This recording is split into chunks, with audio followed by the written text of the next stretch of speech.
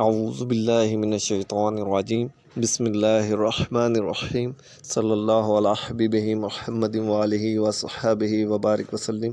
سیرت جلبیہ میں تحریر ہے۔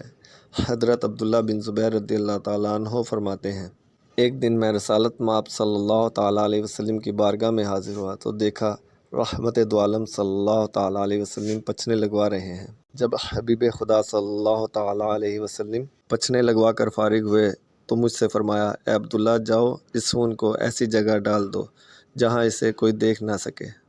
تو میں باہر گیا اور باہر جا کر سارا خون پی لیا۔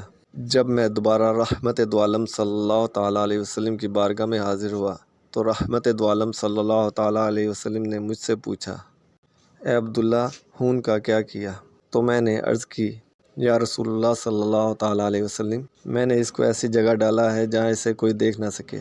تو رحمت دو عالم صلی اللہ تعالیٰ علیہ وسلم نے فرمایا، غالباً تم نے اسے پی لیا ہے۔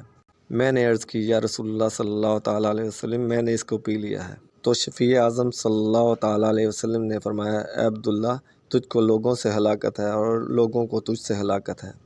اس حدیث کو تحریر کرنے کے بعد صاحب کتاب خود لکھتے ہیں، یعنی خون مبارک پینے کے بعد حضرت عبداللہ بن زبیر رضی اللہ تعالیٰ عنہ میں حد درجہ کی شجاعت اور بہادری آ گئی تھی۔